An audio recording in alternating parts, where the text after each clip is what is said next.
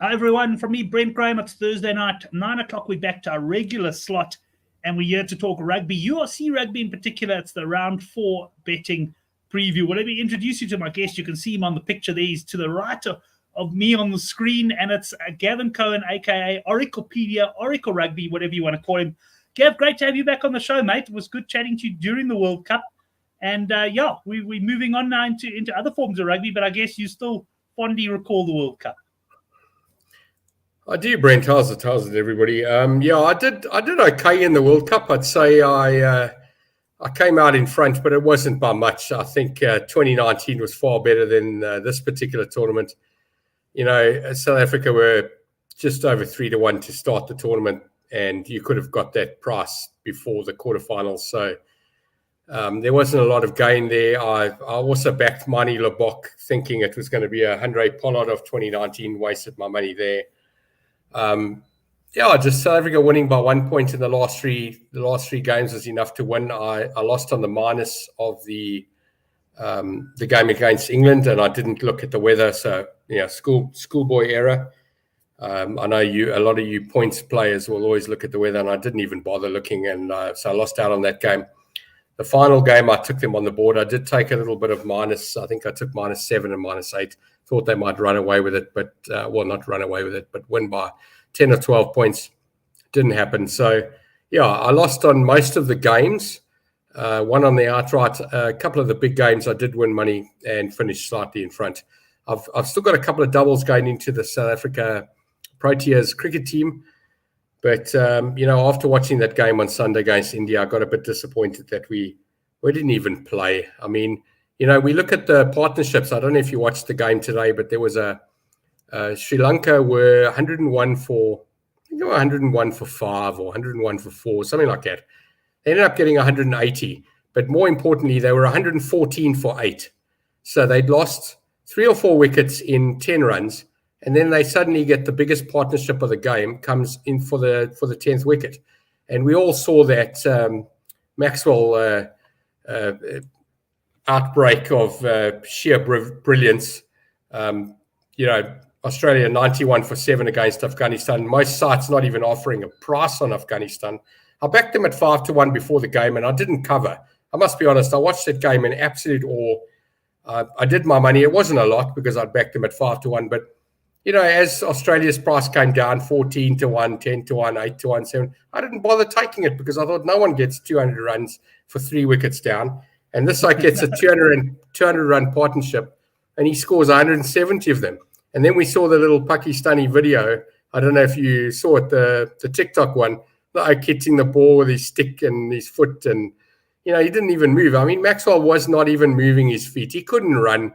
And I'm loving this Cricket World Cup. I know we're talking about rugby tonight, but the Cricket World Cup for a change has actually got my attention. I'm enjoying it. Made a bit of money. I lost today. I went over on Sri Lankan runs, and then I went under on the New Zealand chase. In other words, what they wouldn't get in 10 overs and 15 overs and 20 overs, and ended up losing on the game. So it wasn't a great game for me, but I'm quite surprised that the Sri Lankans were smashing the ball around. I mean, they had 70 runs for, I think, in 8 overs, and were bowled out for, they were 112 for 8, never mind what they finally got. But it's interesting to see that there are some long, once players get together and they talk about it and play responsibly, we're seeing some nice partnerships. I think there's a big disparity between the batting at night and batting during the day, and a lot of teams haven't quite got that right. And I'm not sure if it's got anything to do with the fact that it's almost winter in India right now, and this World Cup it's a summer game. It shouldn't really be played in winter. Anyway, let's get back to the rugby. I'm enjoying the rugby. For those who just tuned in, this is a rugby show, but good to talk. Like you, Gav, I'm thoroughly enjoying the Cricket World Cup. I do find, like the rugby, it's gone on quite long, and there haven't been a hell of a lot of close, exciting games, but there's been some remarkable performances. And I mean, that Maxwell one was just absolutely out of this world. Hendrik saying Brent hasn't spoken for 30 minutes. And the boys did mention, I think it was Hendrik who came in and said, happy birthday for tomorrow, Brent. And the boys were discussing what age it is. Mark, you spot on there. I'm 51 tomorrow. The big 50 was last year. So, so the birthdays roll around, Gav. As you get older, you sort of pay less attention to them than you did when you were younger. Am I right? Yeah, so I'm 52, Brent, and I do tell people I'm 52, and I've realized that I'm soon to be 53. That'll be in January. What I've done this year, interestingly enough, so those who are watching and do have my details will know that my birthday is on the 21st of January, but I've taken it off Facebook. So I've got my mate Mark Franson, and he's decided to take his birthday off Facebook, and tells me I'm the only one who called him on his birthday. So I'm very interested to see how many people actually remember my birthday and not get reminded by Facebook. So yeah, 51, 52, you're right. You start not counting them anymore. I'm in my 50s, and I just remember that people when I was younger, they tell me they were 50. I thought they were grandparents, but I'm not a grandparent that I know about yet. Quite excited to be one eventually, but yeah, there you go. Steve Reed, babies. He's older than us, so don't worry about him. Stephen, while I'm thinking about it, I'm going to send you a WhatsApp after the show. We got our poker tournament on the 2nd of December, our annual poker tournament, which is good fun if you do enjoy your poker. And I know Steve plays a bit. I'll send it to you. You're more than welcome to join us. So if you've got any mates that are keen to join, we're going to probably get 2 full tables together. Mark Dunphy, he's also in January. And I know Mark's similar age, I think, to me. I think a couple of years younger than the Oracle there. Yeah, so interesting to see who remembers your birthday now, because I must say I rely very much on Facebook to remember people's birthdays. So if they're going to take it off, it's going to throw me a bit of a curve. But anyway, I'll take responsibility for that bit of distraction, seeing that I led you down that path. Let's get into the URC, Gav. We got Zebra up against the Sharks. The Sharks, very disappointing for me. If you're on our newsletter, you will know that I had a terrible Friday night. My best bet was Sharks to score over 29.5 points. They were 5-0 up in 3 minutes. They never added to their tally. It was absolutely shocking. I was also on overs in the Stormers game against Glasgow. There were no points in the second half after 29 in the first half. It was just one of those Fridays for me. Sharks, very disappointing. Zebra, well beaten by the Bulls in the end after giving some early resistance. We've got a handicap here of 7.5. It did open 9.5. So there's been a bit of money that's come for Zebra here, Gav. And I know you're not a massive points punter. 57.5, not surprising that it's high, because Zebra games have tended to have a lot of points in them. And this is a sort of an evening, 7 o'clock South African time kickoff tomorrow. What are your thoughts? Anything on this one? Well, the first thing I can tell you is 57 points, I think, would have won in the last 10 games there without really digging deep. I think that's quite low. I'm very surprised. I would have expected that to be in the 60s. They do score at home, obviously, and you're right. I mean, I watched the game with my kid last Friday night, the Sharks game. They looked like they were all over them. They looked like they could win the game by 25 and didn't score again. Yeah, it was puzzling. In fact, I didn't watch the last 20 minutes. I left at 60, went to bed. I didn't even watch the rest of the game. I just think that 7's not enough here. I think the Sharks are probably the Sharks should have learned from last week, and also South African teams do a little bit better in Italy than they do in the cold and rainy conditions of Wales and Ireland and Scotland, for that matter. So I'd say the Sharks are probably good for a minus double digit here, or should I say to win by double digits. I haven't had a bet yet. In fact, I'm going to tell you outright, I haven't had a bet in any of these games yet. I will get involved. This one does look a little bit low to me. I'm quite surprised that the money's come for Zebra. They've given me absolutely nothing. This is L. They've lost a whole lot of games, but they have scored points. It depends on, I suppose the weather's a factor. I don't know if it's raining there or not tomorrow night. I think it looks, there's a bit of, I wouldn't say it looks guaranteed perfect, but the weather doesn't look too bad. I think it'll be okay from the forecast I had looked at. So I think there could be points in this one. Yeah, so Cathal Sheehan over here saying doesn't trust the South African teams away without their Springboks. But I've got to admit that, yeah, I agree. I don't feel the same way, but this is just a team. This Zebra team's given us nothing. If Sharks played the way they played last week, they'll win this game by 10. Right. Well, I'm going to answer this question now from 1286Z. Are you going to include Gallagher Premiership in the future? Yeah, it's an interesting one because I do like to cover the Gallagher Premiership, but generally speaking, most of my regular guests focus on URC, and I just haven't got the time to really focus in on the Premiership. At one stage, I did a Friday show. The other thing with the Premiership, was often, to get things like points lines and that, they normally ended up coming up late. But certainly it is something that will be on the agenda. I don't think we'll cover it for the balance of this year. I'm really trying to wind down now. I'm exhausted after the World Cup. But certainly, even if we do a separate Gallagher Premiership show, it is something we can definitely look at next year. And if you've got any Gallagher Premiership fancies, of course, feel free to post them in the chat there. Conditions are clear, says WJS, so that is good to know. Gav, I must say, on this game, I mean, I'm with you actually, and Cathal there. I like the Sharks on the minus, but I'm just so burnt by them last week. I'm probably not going to get too involved in this one. Maybe I will look at a points play or something close to the time. But if pushed there, I would be going on to the Sharks. Now, also on Friday night, we've got Cardiff up against the Bulls. And we've got an identical handicap here, but a different points line. This points line is 51.5. And Cardiff are the underdogs here. There was some plus 9.5 Cardiff. So a little bit of money for the home team from what I can see. And you got a Bull side that were pretty convincing last week after a bit of a tough show the week before. They came out and beat Zebra pretty well. What do you think is going to happen here? No, Bulls minus. And 51 minus 8 is 43 divided by 2 is 22, 28. So Bulls points are probably around 30. Surely they score more than that. That's 4 tries and some change. So, yeah, I like Bulls here. I also quite fancy them. Henrik is saying Bulls minus all the way. I remember my bet. I was trying to think. It actually kickstarted a nice comeback for me on Saturday. I had Bulls over 5.5 tries last week, which actually came in the end fairly comfortably against Zebra. And I like this Bulls team, and I'm interested to know also what Henrik thinks.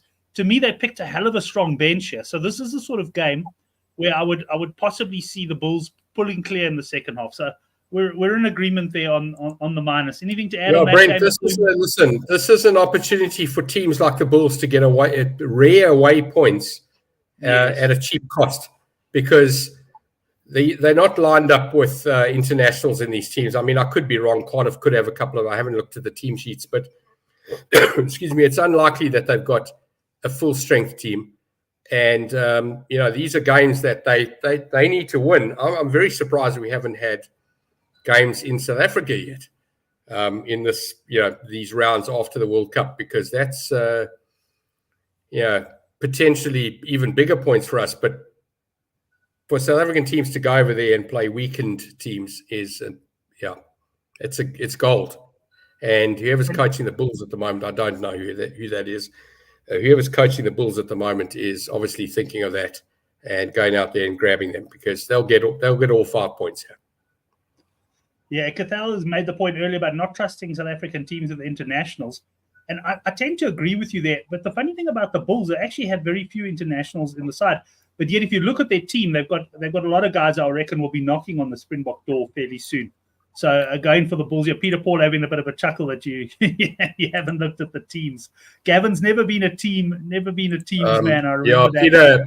Peter, if you lined up the players in front of me, I wouldn't recognize them. So I'm okay. I recognize the Springboks, and I've got to blame, I don't know, the World Cup and advertising and Checkers 60-60 and all of these oaks on the bus tour. I've finally got to realize that I probably know about 10 of them, but I'm really not trying. Fareed making the point, Bulls score a lot of tries but concede too much. He fancies the home team. I guess Fareed's comment could also lead you to a points play, because 51.5 doesn't seem that high then if the Bulls are going to score and concede a good few points. Let's move on to the next game. Ulster up against Munster. Munster's team, not quite at full strength.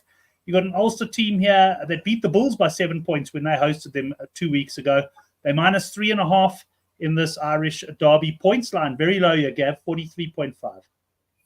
Okay, so I'll tell you straight up who said earlier they didn't trust the South African. They didn't trust the South African teams without their Springboks. I've got to tell you, and I know we're going into like year 4 or 5 of this, I still am yet to go over the 1 unit line with money on a fixture that doesn't include a South African team. So I don't know if it's just me or something about me, and I'm sure some other punters out there feel a very similar way. It's very hard for me to put money on a fixture or a match where I really know very little, and I really have to listen to other people or go deep into the stats. So a game like this, this is almost like I used to react to the New Zealand derby games when the teams were quite evenly matched. I'd always say take the plus for a unit and enjoy the game. Don't get heavily involved. So this is last year's winner away at Ulster. I suspect the Ireland, what do they call them? The internationals are not back in the team yet. They might be, but I don't think so. I'm going to say a small punt here, Munster, with a plus, or even, I'm guessing at plus 3.5, you're getting 14 or 10, 13, 14, maybe 15, depending on where you look around. But 13 or 14 or 10, I'm happy. I'll have a small punt on Munster to win the game. Won't get involved. Don't need to know who's playing. I'm happy just knowing that last year's winners are a plus and not everyone's back. Simple. Well, there's quite a bit of agreement in the live chat that Johan Esthuizen, who also nailed, if I'm not mistaken, Johan, your treble last week nicely. Munster 1-12. And then Henrik coming in, he's agreeing with you there. Munster on the board. He's a big Graham Roundtree fan and will keep backing Munster. Steve Reed's also going Munster. So, funny, I was leaning a little bit towards Ulster there, but I'm a little bit less confident now. But I must say one thing, guys. Sounds like we got a bet, Brent, an even six-pack. An even six-pack. Which on this game? That's about as high as I'm going. Yeah. Not even a case of beer. I've still got to come to you and claim my case of beer. Correct. That's right. And you paid me the other day for the kids. Yeah, bet. And I paid you on another bet. Farid's going right. Ulster 1-7. And Cathal's also going on Munster there. Just one comment I want to make on Munster, not related to the betting on the game, but I have to feel for them. Gavin Snyman plays for Munster. And he hasn't had a lot of... I stand to be corrected. He's almost played like a handful of games in 2 seasons or something because he keeps getting injured. And the news broke the other day that Snyman was injured in the World Cup final. So he's got to have an operation. And Munster are once again not going to get him. It's just unbelievable. He came up, he did a job for us in the World Cup, and poor old Munster, they got to feel that was one of their worst buys, not because he's a bad player, but just because they're absolutely getting no mileage out of them. But anyway, that's the chance you take. Let's go on to what for me is one of the bigger games of the weekend, Gab. We've got Benetton here. They actually opened -1.5. I'll tell you, I handicapped this game in the Good for the Game forum, and I went Benetton plus 4.5. So I wasn't surprised to see a bit of money coming for the Stormers to the point that they now narrow favourites. But the question is it enough? Can the Stormers put this Benetton side away? And I will say that Benetton have done pretty well. They've drawn to Munster. They've won away from home. They actually look a pretty decent outfit this year. What are your thoughts on this game?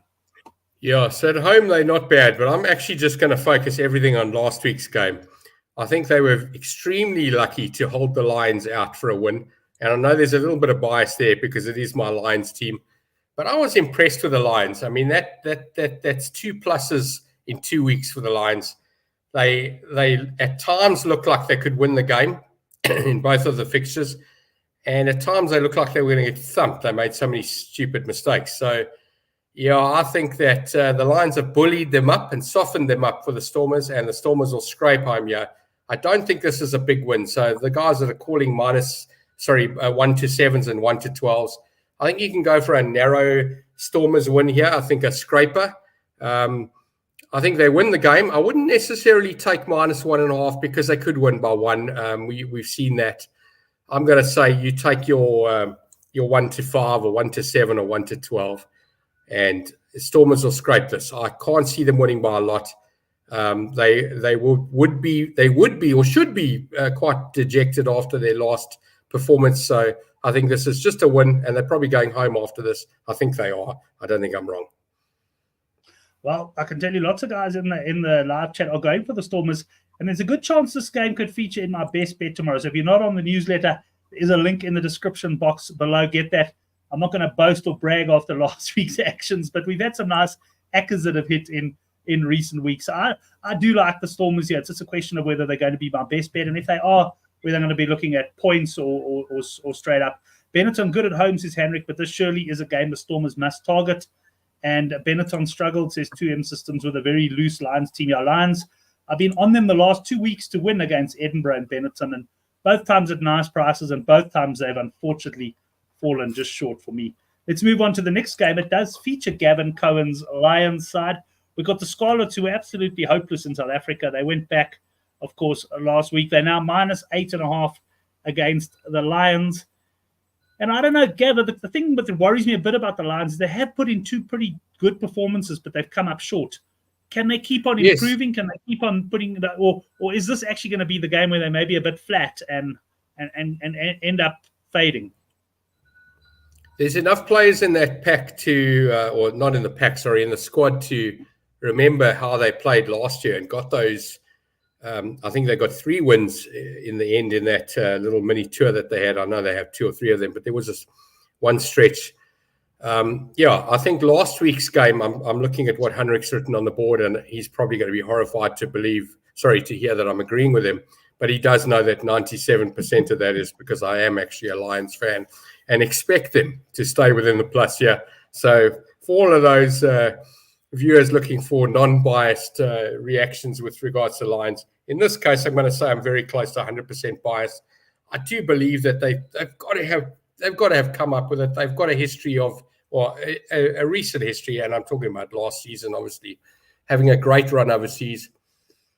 But yeah, this after coming so close last week, in fact, playing a couple of decent weeks. There you go. Fareed and I think Steve said Lions on the board. Of course, they can win the game. I'm going to punt them to win the game, but I'm not a good barometer of what the value is here. This is my bias stick is quite high at this point.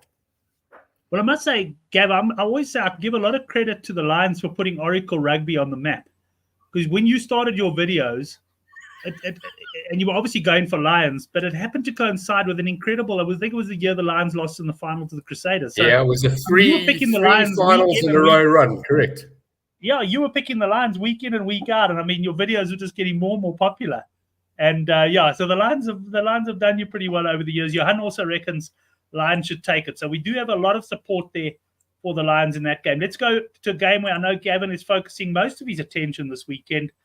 And it's the Ospreys against the Warriors, +6.5. The Ospreys. Gav, I know you probably don't have firm views on this one, and I'm finding this game a little bit tough as well. It's pretty close, I think, to where I handicapped it. But the Ospreys last week fielded a weakened side, or like a young side against the Sharks, and absolutely blew them off the park. So maybe, and the Warriors, I haven't seen their team yet, but they've got a lot of Scottish internationals. This looks like a tricky one for me. It does look tricky, and I'm going to tell you this is like South Africa and the Netherlands in the cricket game the other day, and quite frankly, Sri Lanka and Australia, which I've mentioned. This is a case of teams expecting to win and not winning in the end. So, this Ospreys team were average against the Sharks, I was surprised. You're right. It was an average team. I was amazed. I think the Sharks walked in there thinking they were going to come close or win the game. And, the Stormers playing the Warriors, it was an interesting game as well. No tries, a couple of kicks. I don't know. I don't know what to say here. In fact, you've just shown me the handicap. I was expecting the Warriors to be -1 or 2. So this has baffled me a bit, so I'm actually quite stumped. I don't know what to do here. I wouldn't like the Warriors at -6. I would have thought that they were, -1 or 2. Ospreys at +6. Of course, they can. I would stay out of this game. I got nothing. This has baffled me. This handicap looks a tough game. Even the guys in the live chat haven't really come in on that game. I think it's all a game we're probably battling with it. But then on to Edinburgh. Edinburgh -7.5 against Connacht. Connacht have put in some good performances at home. They now go on the road. We've got a points line here of 48.5. Connacht have been pretty good to me so far this season, Gav, but this is another tough one for me. And if anything, I might be leaning towards the home side on the handicap here. Yeah, let me just have a look at... While you're looking there, 2M Systems reckons Ospreys will win the previous game. And Fareed is can, correct. He's right. I mean, of course they can, but it can go the other way as well. I don't know. It's just that's a really tough one. Glasgow had one good game and one average game, but should beat the Ospreys. That's also just obviously talking about the previous game. Right, Gav, I've given you a little bit of time to think about this one. What are you going to come down with? Connacht board. I'm interested. Edinburgh haven't given me enough to suggest that they should be -7 here. But again, it's the strength of the team. I don't know how strong the team is, but on paper, I look at this, I've got to go Connacht. It took me 60 seconds, but yeah, Connacht for me. I hope I'm quickly pronouncing having a look at it. I'm just quickly popping onto the Good for the Game forum. I just want to see how I handicapped this game. Okay, very close to our captain. I capped this game -6.5 Edinburgh, and then it opened at pretty much 6.5. It opened exactly where I capped it. So yeah, I'm not seeing a lot in this, but Fareed is agreeing on Connacht, and 2M Systems is saying what all you can eat on a Connacht win. So the boys are confident here, Gav. They're in your camp. And that's probably enough to swing me over to the Connacht side as well, because as I say, they have been pretty good to me this season. Yeah, I like these ones that come to, a lot of people say to me, how do you punt a team and how do you find a winner? And I know, obviously, a lot of guys look at the weather and they look at all sorts of things. And for me, it's just maths. This looks wrong to me. This looks like it's too much. And at 7, I'm getting 2-1, 18-10 to 5-2, depending on the bookmaker, 2-1 about Connacht on the board. I'm interested. It's not a big bet, but they can win the game, and I think I'm getting the value. But I'll tell you, Brent, I don't know if you remember the warm-up game before 2007 World Cup rugby. South Africa played this team at I don't think it was their normal ground, but the handicap was 39. And if Jeremy Marshall is watching, I took some +39.5 Connacht. And I think it was 3-3 at halftime or 6-3 to South Africa. And I think they won by 10 or 12 or whatever it was. And I absolutely cleaned up. But what I did is I remember looking at the stats, and New Zealand was the only international team that had beaten Connacht in a warm-up game. And they'd beaten them by 10 or 12 points or 15 or something like that. I don't know. The bookmakers gave Connacht +39 against South Africa that night. The wind was blowing. The rain was blustering all over the place. I think there were 300 people in the crowd. And, I just got all over that Connacht, and I remember that. 2007 was great. I didn't quite understand what Henrik was trying to say there. Sorry, I'm not sure if he was being sarcastic or if he was agreeing. No, he was out. I believe he wasn't. He was saying solid logic by the Oracle. 2 words we haven't ever used in the sentence with the Oracle before. How does that WhatsApp emoji go? Something like this. That takes us to Sunday's game. Now, this game, the handicap's been pretty stable. Open 16.5. The bookie I looked at now was 17.5. Dragons up against Leinster. I mean, the Dragons were well beaten in the end by Munster. I was annoyed with myself because Pio, who came on last week's show, made Munster minus his best bet last week, and I was close to making that the newsletter best bet. But then, like you, I also tend to prefer the South African games, and so I got involved with the Sharks. But Munster did pretty well for me last week. They beat the Dragons convincingly. The Dragons now at home, and they +17.5 against Leinster. I must say, I'm wearing my Leinster shirt, and they're a great side, but they seem to have been a bit costly to follow on big handicaps of late. Gavin, are you doing anything on Sunday in the rugby? Yes, so this game does have my interest because it's got some history with regards to stats as well. And I don't know if you remember the lowest scoring Super Rugby game. I think we had a 5-6 or a 6-5, and we had a 6-3. But this fixture, if you remember correctly, last year was 6-7. I've just seen the score now, looking at the previous results, and not last year, sorry, a couple of years ago. But I remember that. I think I was the high on points. 6-7 game. That. And then you look at again, and you see a 29-35. And I know that's old stuff, but I always used to love the Force when they played the Crusaders. The Force used to get these +25s and 30s, and they would win almost every one of them because the handicap was set on current form, but the Crusaders used to go to Perth and were not able to smash them. For whatever reason, they just couldn't smash them. And if there's no evidence of a Leinster smashing here, I'm interested in +17.5. It looks too big. I wouldn't go massive into it, but it does look too big. And, yes, Munster beat them comfortably last time out, but still 17 points at home against not a full-strength Leinster.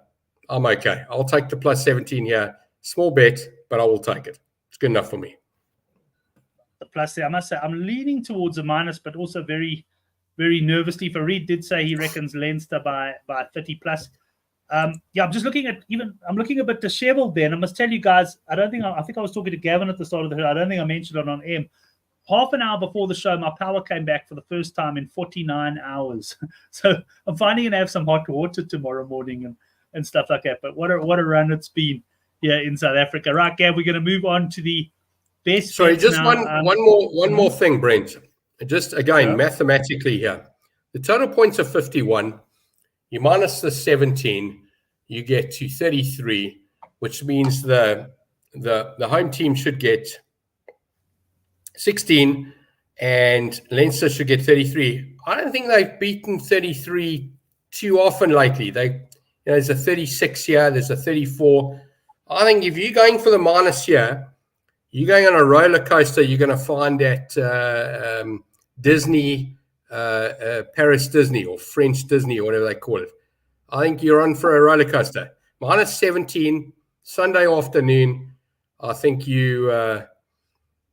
I think this is roller coaster. Pay your ticket, get your popcorn, don't watch the game, see the result afterwards because you're going to have a scary ride. If you're on the plus, watch the game. You'll be in it for almost all of it, if not all of it. Interesting advice there from the Oracle. Henrik saying, I must remove to the Republic of the Western Cape like the Oracle. Yes, guys, I must say after this last 48-hour episode, I probably could do that. WJ saying Leinster averaged 26 away from home in the past 2 seasons. So, interesting. For me, the Dragons, just aside, I will always struggle to back the Dragons until they show me a little bit more as well.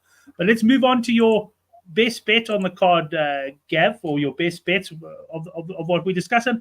Feel free to throw in something else, be it horses, cricket, whatever, because I know you do follow a range of sports. Yeah, so today, I punted this. I'm going to go straight back into the World Cup cricket because I'll be honest with you, it's taking up 85% of my studying and attention. So I backed Quinton de Kock before the tournament at 16-1. I didn't put a lot of money on it, a couple of $100. That's all I put on. He's now, he was top scorer until today when Rashin Ravindra overtook him. I don't know how much he got ahead, probably about 20, maybe 25. Obviously, de Kock's got a game in hand. The game in hand is tomorrow against Afghanistan. I would imagine they've priced up on this again. What's interesting about this tournament is, Brent, you're old enough to remember the 1999 game, the 2000 game in England, where we didn't make it to the final. Australia went to the final. A lot of people think that South Africa lost that game. Well, if Brendan O'Connell is watching, I worked with him at the time. I remember working that whole day, taking phone bets and entering stuff in the system the whole day for absolutely nothing. We refunded every punter because it was a tie. A lot of people don't remember that Australia didn't beat South Africa in that match. It was a tie, the one that Russell Gibbs threw the ball, threw the cup away, or whatever you want to call it. We haven't been to a final, so I don't think you can throw a cup away if you didn't have the cup. 99, yeah. Sorry, you're right, Henrik. It was May 1999, I remember now. Brendan O'Connell will remember we worked the whole day. I was about to swear there because that's what it felt like. And we had to refund every single cent on that game. And that was the day when I don't know who it was. I think South Africa took a wicket and I shouted yes. And Brendan turned around to me and said, "What are you doing?" He said, "Can't you see the book? We won Australia." And then a few minutes later, Australia hit a 6. And I'll say a few minutes, maybe half an hour. And I go, "Yeah." And he goes, "What are you doing? We won South Africa." I just kept quiet for the rest of the day. It was one of my first days in the industry. And as it happens, we had to refund. So that was Hansi Cronje's team in 1999. So this semi-final, we'll be playing Australia. And I'm going to tell you, this time we get up. But not only that, New Zealand are the kind of team that can beat India. Australia battled, we battled. I know New Zealand as well, but they don't have that. They don't have that rivalry with India that the Australians and the South Africans do. So I think this is actually a good result for us that New Zealand are 4th. They get to play New Zealand in the semi-final. Henrik, I'll tell you the whole story when we have a beer next. Don't worry. Anyway, so I'm going to tell you, Quinton de Kock is no longer even money. He went right down to even money. I'm going to say he's probably around 2-1 because Kohli will probably be 12, maybe 13-10. Ravindra will probably be, 5-2, 3-1. And I would say Quinton de Kock should be second favorite, just over 2-1. And you've also got Warner in there. So there's 4 guys, and it's one from each country. So it's, any one of these 4 can win this top batsman. But I just like de Kock, and I know that I backed him at 16-1, and I did take a little bit more at even money a few days ago, and that's obviously drifted out. But I like that, and that's my bet. I'm going to tell you tomorrow, Quinton de Kock will get runs against this Afghanistan team. No matter whether they bat first or we bat first, he'll get the runs. He'll go back in front. He's got the game in hand. I know that India still have a game to go. But I think Quinton de Kock will end this pool stage on top. I'm looking at Farid there. Sure, that's obviously the favourite. Farid, I agree. That's what's expected. I just think that New Zealand got a chance to beat this Indian team, and I don't think Australia got any match for South Africa at the moment. We're too good for them. And I know that these day-night games are all sorts of all over the show, depending on who bats first. But surely South Africa have learnt their lesson after what happened against India.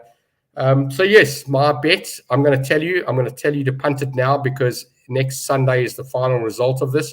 Take Quinton de Kock to be top batsman for the tournament. And if you've got a little bit more, there you go, it's 1.75. He's not 7-10, he's 1.7. So it's about right. If you look around, you might get as much as 2-1. I'd take a bit of that. I think he's the best of the 4. He's most likely to get more runs than all of them. And I think he's in second place at the moment. It's not much. And I'm going to tell you, stick that into a double with the Lions on the board. And in fact, I'm going to tell you, stick a double into whatever you like this weekend. My best bet right now, you can't get 16-1, but you're only up against 3 people. Take Quinton de Kock to be top batsman in this tournament. Betting should be available right now, and it'll be available obviously till they kick off tomorrow. I just like it, and I'm not emptying out, but I'm taking more each day, and I've carried on going. He's going to win this. Excellent. Well, I certainly hope so. So now I'm going to ask you: do you have a rugby best bet? Yeah, I think the Sharks and the Lions plus double should be good enough for me. Really, Lions and the Sharks plus. Well, Sharks minus and Lions plus. Sorry. The handicap double. So that's 28-10 basically in that region. Yeah, that's the double for me. In fact, sorry, chuck in the Bulls as well. So let's do an 11-2 treble. I think all 3 South Africans. The Storm is the only one I'd be slightly worried about. As I said, I think they're scrapers.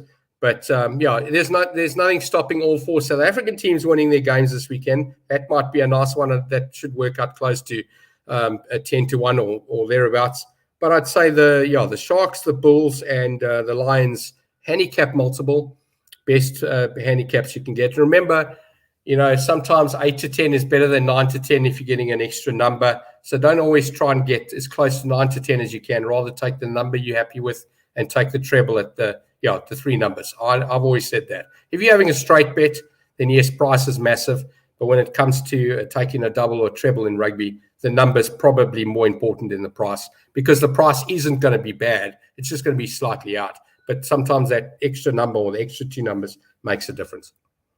Yeah, I 100% agree with you. Let's run through a couple of other bets. Johannes treble, Sharks over Zebra over 75 points, 57.5 points.